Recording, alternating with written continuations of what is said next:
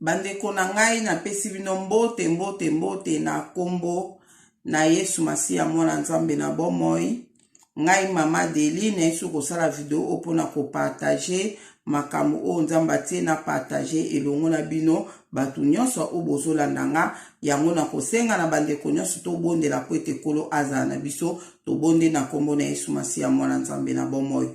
Nzambe papa biso na lola mozesel kolo pe na se kolo Yesu Masiya to pamboli to kumisio to netoli po to za malamu mingi papa ozobatela biso butu pe moi tongo pe pokwa papa kumisa masanjolama na nyoso sa na bomo na biso to mona na to mona te na nyoso sa na kati na mboka Kongo papa oyo tozo mona pe tozo mona te ozosala minene na mboka Kongo ozodwa contrôle ya nyoso na mboka Kongo kumisa masanjolama na Nzamba banzambo za Nzambe na belio molimo santu za nga kambanga kota kati na nga papa eza nga ite na loba yonde loba papa pe bana na o bako yoka video o bazwa quelque chose ko ute pa na yo na bonde bona komba tata pe ya mwana pe ya molimo santu amen.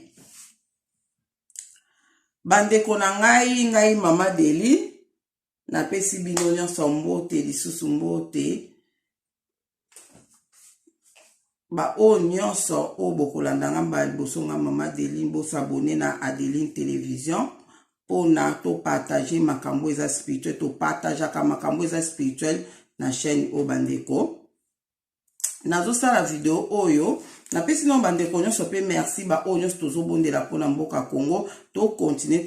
ko bondela pona mboka Congo na sa na partager video mo na kotisi deja kuna eza video oyo papa Didé makambo Nzamba talisa ki pona mboka Congo en tout cas Nzambe ana contrôle makambo nyonso bolandango so ina olandango te landango na kotisi video mo papa Didé asalaki donc na kotisi na makambo o Nzambe atalisa ki na pesi bandeko nyonso merci ba obota ba commentaire na ba video na salaka to salaka merci na ba commentaire na bino botaka wana ba video misusu bo remarquer na si des video mo boye ba commentaire nango ezozala désactiver na ebité pona ni mais ezofungwa après 2 ou 3 jours de fungwami donc soko video mo ko boata video ona sala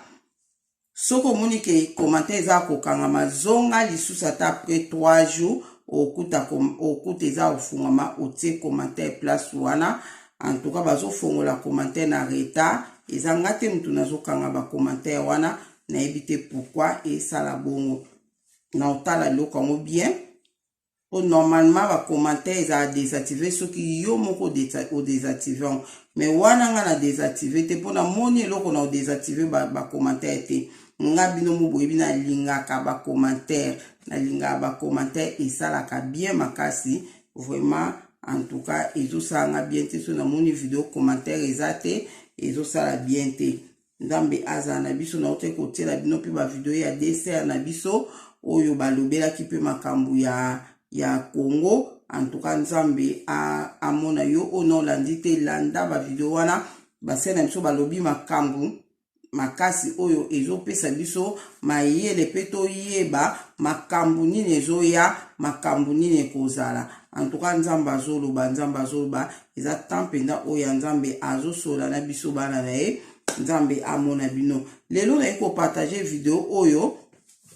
ndenge na yebisaki bino ke bandeko nazalaki hospitalisé pendant 4 jours na koyebisa bino eloko nini ememaki nga kuna ezalaki ndeni mpona ke se trouver na hôpital wana donc yango na koyebisa bandeko ke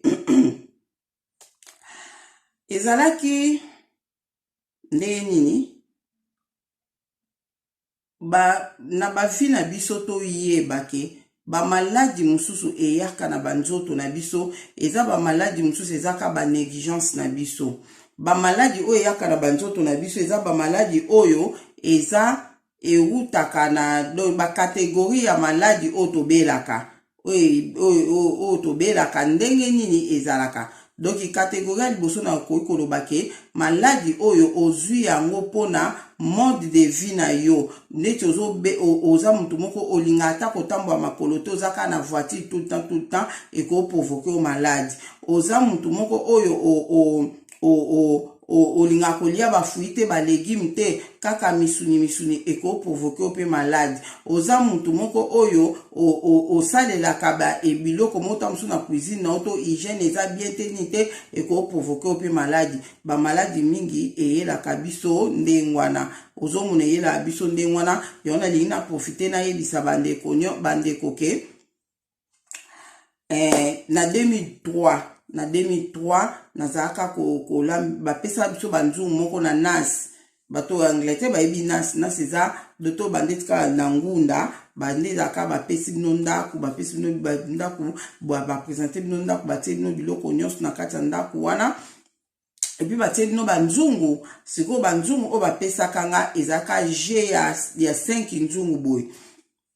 ya nzungu ya aluminium boyebi banzungu wana oyo ba aluminium wana donc bapesaki ngai yango après sikoyo leri na bandi kosalela banzungu wana nde mokolo mosusu wana 2003 nzambe ayikoyebisa nga bia Deline banzungu oyo ozolambela eza mabe bwaka yango mpe yebisa bato nyonso oyo bazosalela banzungu oyo babwaka yango mpo banzungu wana eza bien te à la longue ekopesa bato bacancer yango wana yebisa bato bobwaka banzungu oyo pe bwaka yango bandeko na ngai yango na esalino nzambe anda kotinda nga kala yebisa bato wana 2003 naye na bonzambe na 2003 nzambe aloba na ngai nayebisa bato oyo balambela banzungu wana ya aluminium babwaka po à la longue epesa bato bacancer bandeko na nga mpona explike yango yango okozwa video opartage yango po ekokutana na ndeko moko aza na banzungu wana esunga ye po abwaka yango banzunga aluminium wana ezali omoni nyonso te banzungu mosusu ya aluminium oyo eza lisse ozolambe mezala na oka lisse wana eza bien banzunga aluminium wana boyeba ngo ndenge nini lero osombaki yango ezalaki nango mwa lisse boye me lero bandi kolambela yango esalaka na kati nango ndeti na kati ya nzungu esalaka mwa madodo so moni kaka nzunga aluminium esali madodo wana bandeko na nga bwaka eza mabe nzambe alobaka na nga yango na 2003 laka alobaka na nga yango sikoyo nga na kozalaka toyebani bilongo toyebani na biso bato bien te ozomonaka moto asambelaka makasi ozoyebake aza pena na bonzambe nabengaka ndeko moko mpo nazalaki so naloti bona kobenga ye yesu andaki kaka kofrene nga nayebisi nga binzambe alobi na nga banzungu na explike nde na explike bino ye alobi nzambe akoloba bongo te kabi nzambe mpe moto alobi na nga banzungu eza mabe nayebisa mpe bato babwaka banzungu wana habite banzungu esani nzungu jamais kopesa mutu cancer jamais nzungu ekopesa mutu cancer na bato baokamwa yo baoloba mama deni makambo nyonso ozoloba biso baokamwa leo wana mpe naza na maturité te nde naza lelo bamona tiki nazwika banzungu na nga ngabi nazo na confiance ke nzambe mutu alobi na bwakaka banzungu wana na changer banzungu mosusu mais après soko occasion moko ezwami ke na se retrouver na cuisine na mutu eke na moni banzungu wana na yebisa nde koyebisa mutu ti lelo nalobaka so na moni mutu asala banzungu na banzungu eza bien te bwaka nzambe abwakisa nga yango de bandeko nyonso obolanda nga bokontrole banzungu mpo ekoki kopesa bato oyo bamaladi à la longue nzambe alobaki ya cancer yango toomona lelo ata na baafriki wana bato ebelebele bakomi na bacancer misusu mpe ezaka bandoki te eza mpe banzungu oyo bato bazolambela ekopesa bato bacancer bokontrole banzungu ya aluminium oyo ebimisaka banini wana eza bien te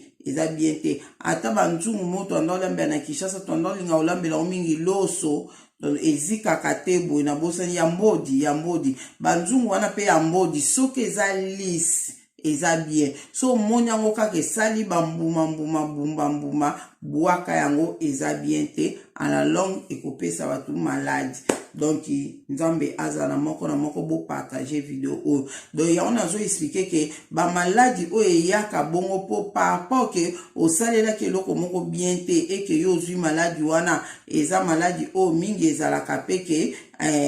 ata ozobondela il faut okende nango na hôpital pe bakopesa okisi omeli pe ebikisi yo ndeti biso pe toabata ba pratique boye tolinga su bakisi penda mundele te oyebi ke si tolobela likambo oyo ya maladi oyo na Deline Télévision, si tolobela on a ba vidéo na biso ba pratique tika na sa de lobo na sa de lobo okobika na okobika na po eza maladi o bandoki te mutu batiango kati na yo ozwi yango normal boye ata un jour soki esali bato ba cancer bazwaki yango normal donc omona bakokepe no pita bapesi bakisi tika tuko mpaka obika tuko mpaka okufa po esali ke ele nzoto ozomona ele nzoto yango na nzambe alinga te to néglige ba santé na biso alinga tozwa soin ya santé na biso hygiène na biloko ya kolia na makambo nyonso fu tozalaka na hygiène po eza yango nde mutu ezosalaki ba santé na biso ezala bien ozomona donc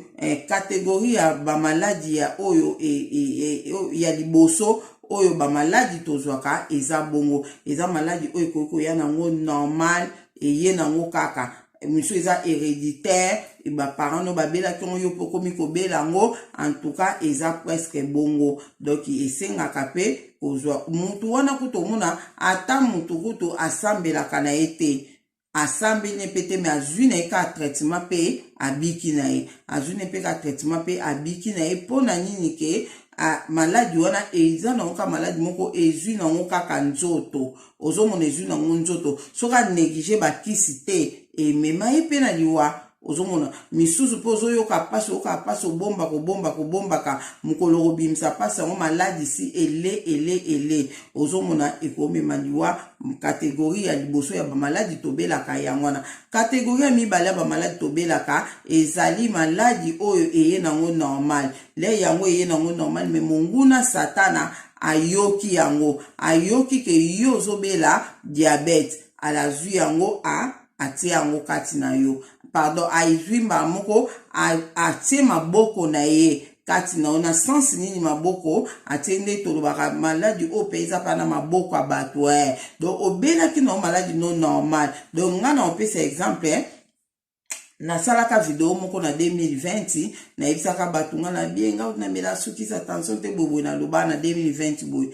kaka le même jour babwakelanga tension moko po nini ayoki ke nga na belaka tension mais wana siko eza su na première catégorie te po bango nga naza na nga na tension te malgré na belaka tension mais naza na nga na tension te bango babwakeli nga akobwakela wana na kolobela catégorie wana eza troisième catégorie ya bamaladi tobela oyo ya deuxième catégorie ezali ke donc yo ozobela ozanditi na tension eza oyo ya komata monguna satana lokola ye atravaka na information bandeko na nga soki monguna satana aza na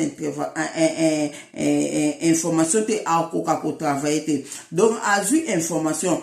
ayoki ke yo oza tension ya komata akosala siko nini atie siko maboko na ye na tension na wana lero otia maboko wana ata ozomela kisi osali nyonso kesimba te ata ozwi yodo bizwa bukuta sala boye tokisa mela sa okosimba te mpo nini monguna satana atie maboko na ye na nzoto na yo asali siko ke ata ozomela kisi mwai siko esimba eza te asali makambo ndenge ka basalaka alobi ke kisi moko te kosimba na nzoto na ye ayango mona mutu siko lokola pe ozwaki yango normal boye na maladi na nzoto na yo epuis ozozwa kisi te et c'est normal maladi s'aggrave emema o pe na liwa ozomona yango wana conseil na kopesa bandeko soko ozobela kolobaka maladi non pa batu te soko oza vraiment convaincu na yebisa ye mpo na yebi ke ya kosunga nga na mabondeli po na bika na maladi o wana nde loba mais avo yebisa mutu bondela na ozala na confiance ya mutu wana yeba ye malamu po naza na témoignage musu na koloba eza na pasteur moko oyo nzambe atalisaka nga peke azalaka na misala mabe pasteur wana bandeki kosambela na église bazalaki bapasteur ebele mais ye siko bato bandeki kolingi po asambelaka kitoko azali na comportement kitoko bandeki koyebisa makambo nzoka nde pasteur wana azalaki mutu ya misala mabe monguna satana mutatiaka ye nde place wana po amemelaka ye bainformation pasteur wana ndeko na ye moko ayebisanga lobi ke pasteur mpo nga na ndima ke aza pasteur mama Deline ifa zonga no Kishasa akataka batu bakamo bana batu bakamo le bazaiba mika akata ibon bakamo aise bon bakamo na eza ya makasi ba beta batu mitu menzoka nde alongola ka ba chance ya banana lelo banana bakoma na bakoma malvi nde bazana batangi ba classe misale ezate makambo bebe bandisco ko découvrir que bakamo oya kataka bango zo ba chance akende non kozongisa wana ndeko na ye akende non kozongisa ba chance ya batu oya zwaki bongo nga na ondima ki aza passer na kamwaka na benga mosne na bi o pasteur azalaki kokata batu bakamo a témoigner bobo alobi te ngai ezali passé na ko témoigner te pour l'église batu bayibisaka nga ba problème na bango pona sunga bango na ba prière mais soki lelo o na bandi ko témoigner bongo ke talanga ndokata batu bakamo e kozala mabe makasi batu baninga suko pesa nga confiance nga bitiki pakate bobo mosna lobi ke alobi ke to tourner susu likambo na tenga bi OK lokola boy to tika nzoka nde bande konanga pasteur wana ayaka mission église mission o maître na bango tindaka une église ezali po azwaka ba information ya batu le nzamba expliquer nga yango po après mikolo nde na ki ko kange sikoyo ndoki na kange sikoyo kaza misala mabe na kangi za misala mabe après le na koti mabonde lipo na ye nde nzamba expliquer ngai ndenge azaki azula ki misala mabe yango nzambe pa expliquer na ndenge abande ko kata batu bakamo nde na ko pesa ndeko na ye raison ando kata batu bakamo ezwa batu ba chance bakamo na ezwa batu ba chance détruisa ba vie ya batu ndeko ne mutalo bakamo et puis après nzambe nde ayeko yebisa ngai yango abina nga ayaki mission église eloko o balataka boy na baloge na bango balataka basinga moko boy nzamba bayi balataka basinga moko boy awa ye balatise yango ana loboko bakotise yango ana loboko po soki eza visible boy esimba te po mettre na bango ayebisaki ke yo ozokende mission na église se kompotaka malamu po okeka akuna po yelaka nga information bandeko na ndeka na oloba monguna satana akokaka kotravaille te soki aza na information te donc yango atiaka batu na ye o bamemelaki ba information partout atiaka na ba famille partout atiaka batu po bamemelaka ye ba information ozomona de passer wana memaka ba information na tuna nzambe koma nzamba alobi exemple yo ozoka mutu pasi oki oyebisi passer bondela pona na oka mutu pasi pona ine na hôpital balobaki nanga na okekota radio po batala mutu yango ye abondeli pona yo omona abondeli pona yo menzoka amemi information na monde na bango pa mettre na bango tala mutentel aza na problème mutu akokesa ba examen ale mettre na bango ko yeba ndenge ni na ko s'organiser na batu musu po bakende sko ko tia yende maladi na mutu wana le akokesa ba examen baki ko mona ye na maladi moso titime to eloko moko boye nzoka nde bango batu batie wana ozomona lobi ke a travaillaka nde ngwana pona ba information yomba nde konanga na so pesa kaka bino ba idée ba pasteur o mosai na nzambe o mama pasteur boy kozala te ka ye lokwa za mama pasteur na ye bise situation nanga soko oza convaincu te faut za la convaincu na mutema no et puis zo attendre on su bondela nzambe na ina ye bise ndeko boy problème nanga a elenga na prière est-ce que eza mabete e ko s'aggraver te problème nanga e ko sala boyete ozomona donc vraiment faut ko bondelaka avant ko partager maladie na yo na muntu et puis ba maladie ba soki obelaka maladie moko boy ndeti ozaka mingi maladie attention obela mingi tension soki na monde ya ténèbres bato wana si bayebi ke yo obela attention so bemba attaque o bako attaque o ka mingi na maladie oyo obelaka bako attaque o ka na maladie oyo obelaka po ata soki memi na liwa bato ba maladie ebanda ekala asufa na oti lelo oyo memi na liwa nzoka nde oyo wana ezaki bango nde mutu batiaki yango na foko za mayele pona kobetaka ke nga na bela kaboy eza vraiment nga makambo attention na beta yango po muna sata se abwakelaki nga ba tension ebele me nzamba na contrôle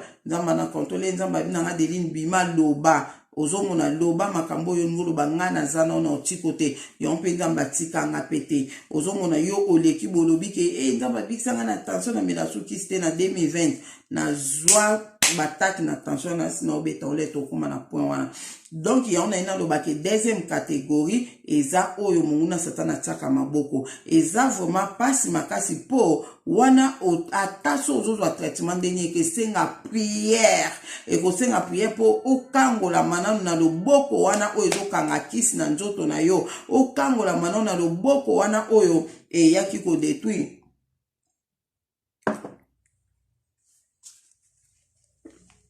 bolimbisi mono kezo kaukana kolobe ozomona esala sikoyo ndengwana donc yangwana tozala mayele biso bana nzambe toyebake okoki kopesa sujet na ya prière ya maladie na pas n'importe qui te ata na famille na moko okoyebisa pe bango te ke maladie ni yozobela po lobaba oyo oyebi nini boyeboye mais kaka na bafamile biso tozala mpe na bato mabe na kati wana mutu nyonso ayebi yango tokoki konia yango te.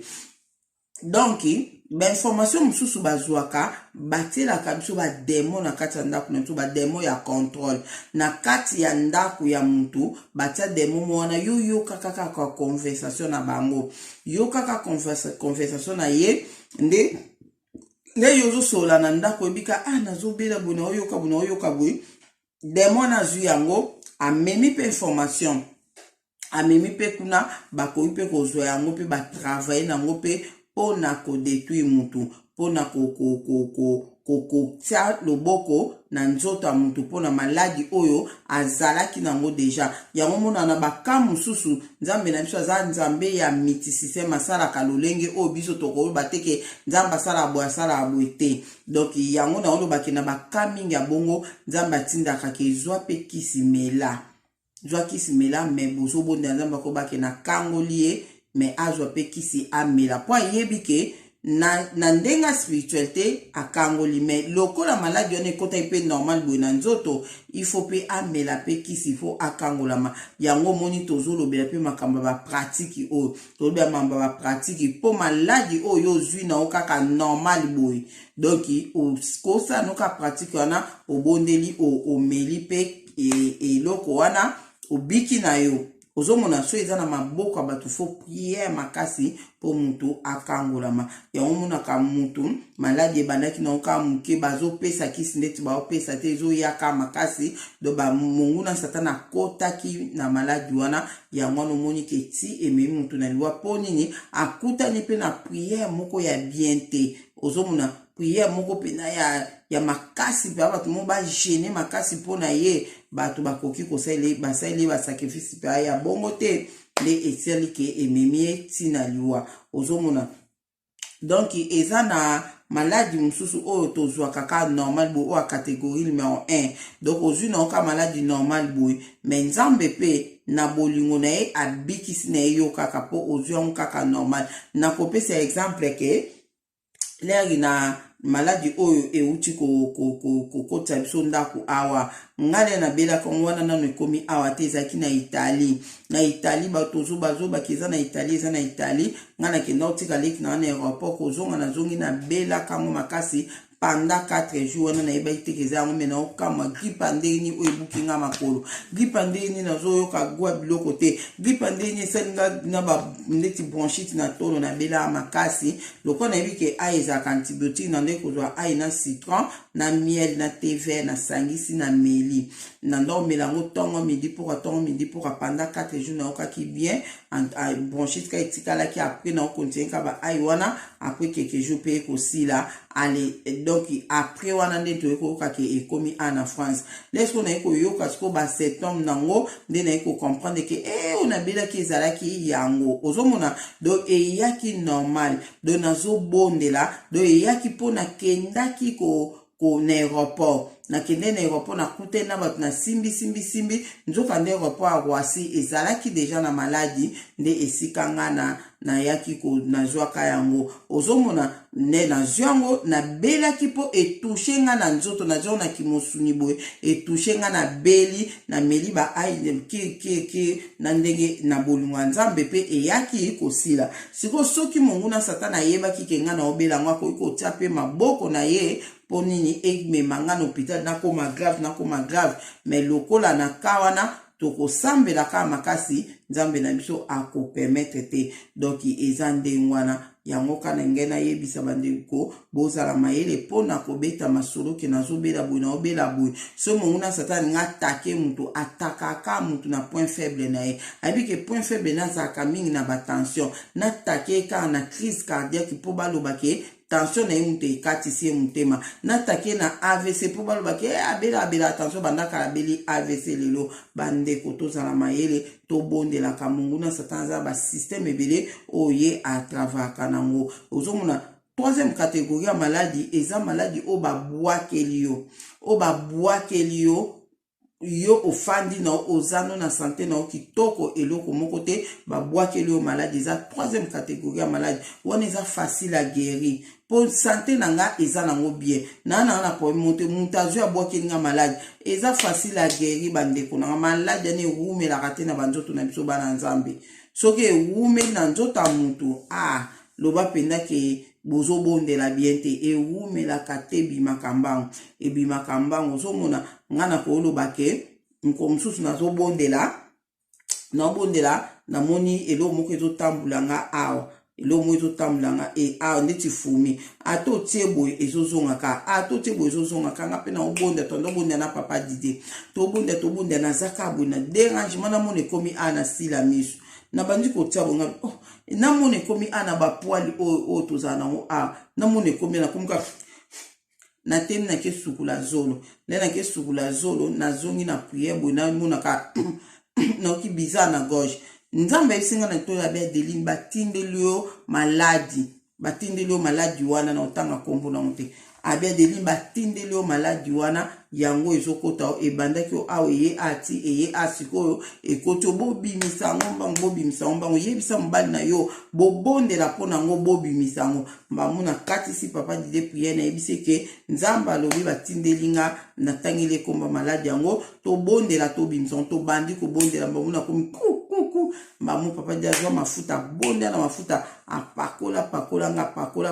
nga na yoka bien tolali na lamuka bona butu na oka awa pasi na kokate mbango nzambe ebisinga bilembo pakoli mafuta fale bopakola tina sima awa fo bopakola tina sima me bino bopakola na sima te yangwana eloko yango ekangio awa na yesu su papa dia zo mafuta to bonde apakolinga na komi bien mbala moko zomona wana ezaki ya kobwakela ozomo ya kobwakela donc yangwana esaki peke nzamba yebisi biso en tout cas elongwaki les mêmes jours wana do yangwana yo moko mususu na bimaki na ye na bisi le na ozonga nazoyoka daya na kati ya bisi na oyoka bandeko na bomoni tozala mo bapoile moko mike emonana te ezalaka emonana te na oyoko nde eloko mo ezotambolanga na bapoile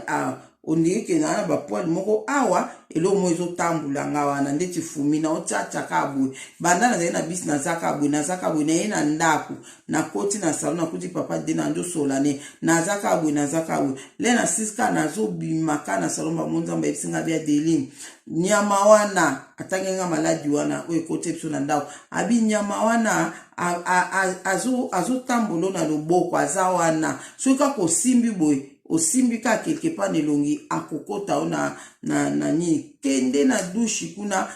zwa savon tia na maboko na sukola maboko na bien alongwa ozomona do wana nga kota nga physiquement nzambe alobi te ke bondela po bobimisa ye alobi zwa savon sukola maboko na yo ozomona me babwakelaki nzambe abi bondela po ebima donc toyebaka soki mutu azobela fo koyeba maladi yango eza ya ndenge nini eza maladi normal kaka ou bien ndenge nini do bamaladi normal lelo ezalaka su mingi te maladi mingi ekoma lelo maladi oyo eyaki nango normal na vie ya mutu me monguna satana atie loboko yango wana esalaka ke ezokomplike vie ya mutu vraiment en tout cas nzambe asunga biso vraiment donc nde nalobaki bazwaka mpe bainformation na bademon na bango batiaka na bandako mpo bayoka biso yango moko nayebisaka bato ke so ozobondela ozoganga na makambo mosusu fo bondelaka na kati po mon demo so kazana ndaka zo yoko akome masango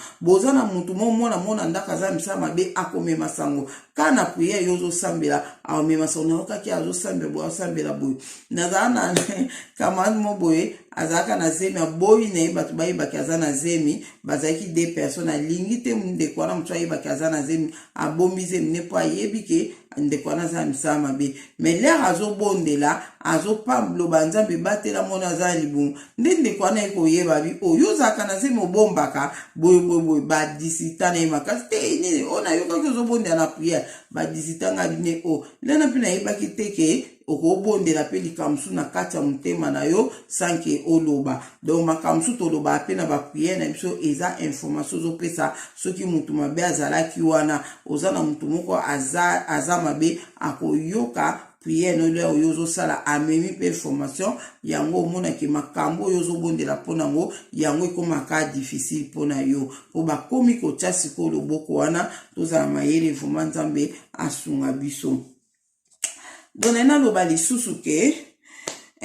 wana na bi troisième catégorie ya maladie o munguna satana abwakelaka mutu eza facile à guérir donc maladie wana elongwa mbala moko donc il est kaka o maladie bo babwaki ekuta na o maladie musu na nzoto te soki ezobumela seke ezozwa prière malonga te en tout cas wana ezozwa prière malonga te soki ezwi prière malonga elongwaka mbangu yomona mutu akondaki mbala moko atelemi akomi bien poni maladie wana ezalaki nango na maboko ya bato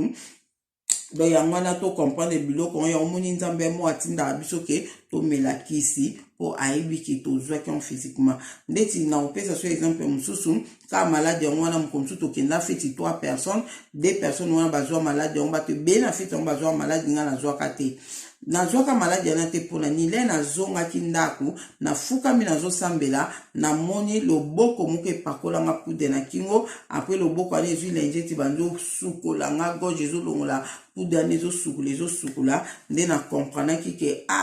nzambe akangolinga seke nde nabimaki boye nakendaki kozwa maladie wana mais na baka ebele asengaka ke tozwa pe traitement ya mosuni o nde yango tolobela ba pratique oyo ndamba tinda pe zo eloko boyemela nakopesa pe témoignage mosusu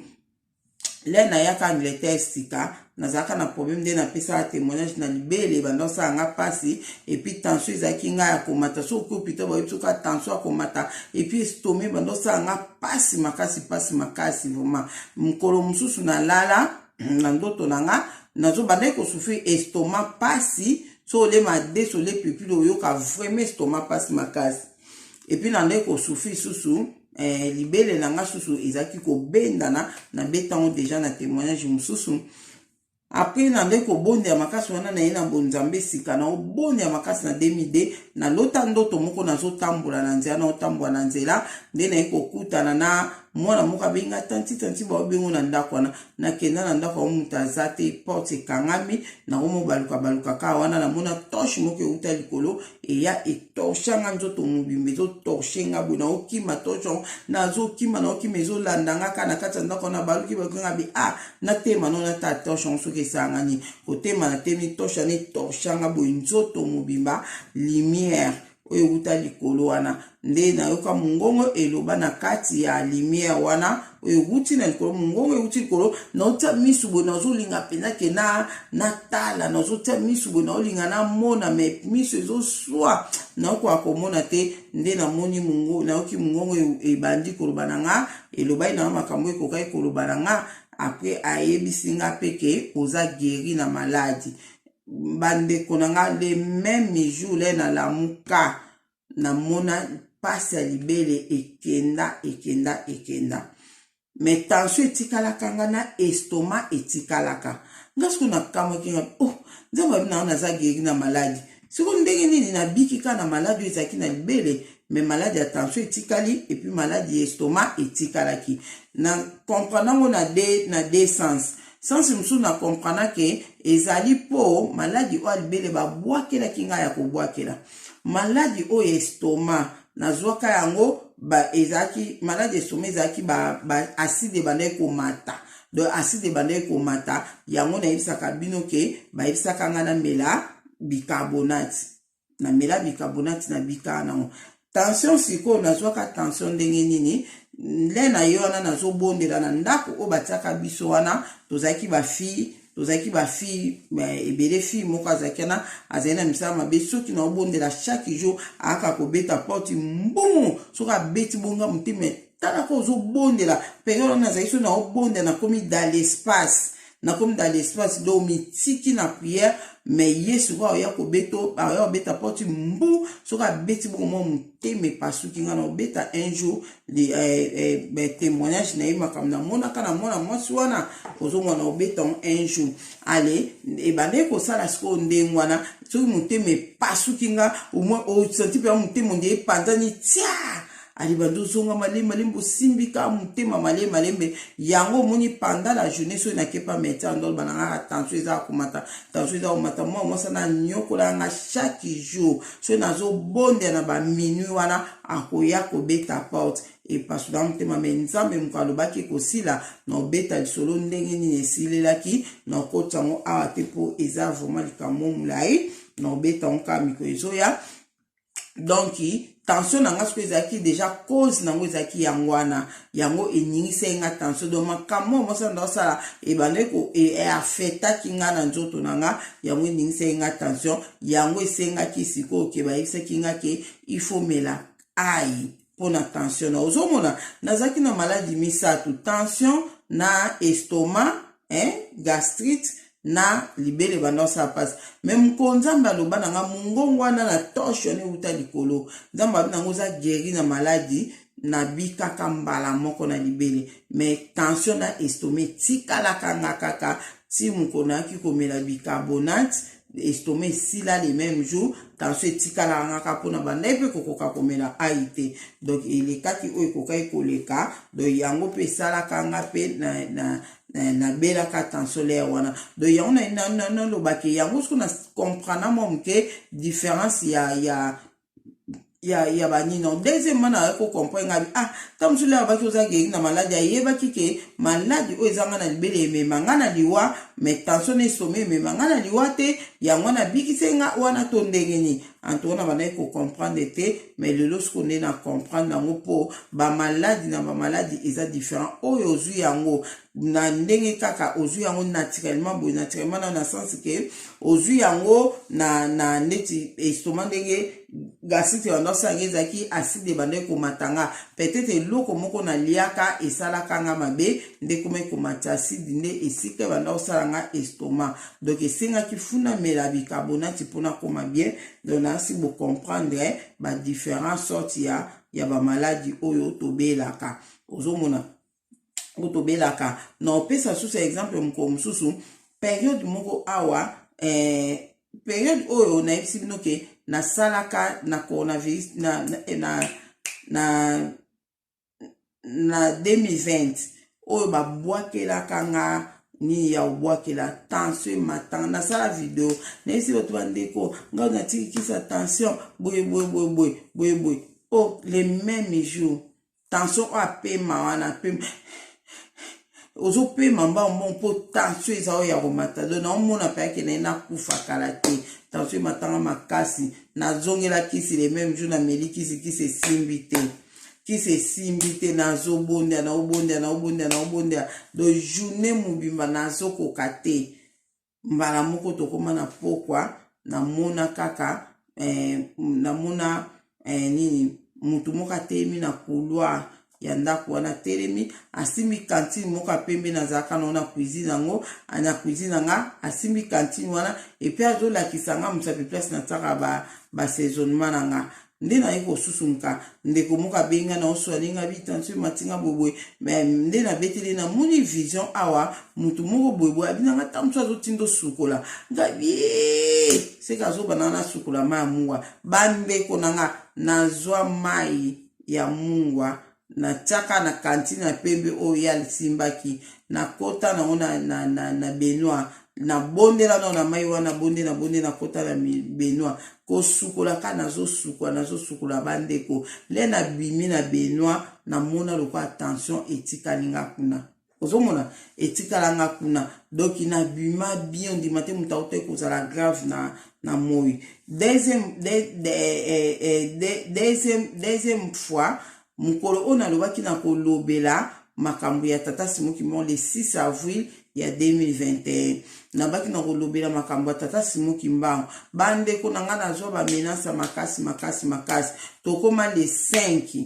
nga pasi makasi mutu okoka kofanda boete so nafandika mutu ezolemba ka so ofandika mutu ezolemba pasi moko okokoka te dona zwa taki moko pona sala te video ya makambo ya papa Simon Kimbangu ozomona na comprendre te nde siko le 6 wana nga binga sina promete mutu na olela kaka na kanape pasi eleki na mutu wana na omwa kake nazo kufa ngabi yango eza nini nga na kufa ka le 6 avril boye eza eloko moko nini dona eso no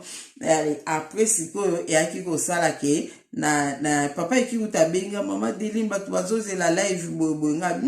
nokoka te nde nalia nazobela makasi ndenge nasala su live pete ndenge nasala nipo na remake ke lokwa na bino olobela tata Simon Kimbangu nazwi bataki ya nanu o nazwa te lelo nde tozoloba boye toza le 5 ngai wana kuna soni na papa eki naza na pasi makasi na okoka utu kofanda ta devant kamera te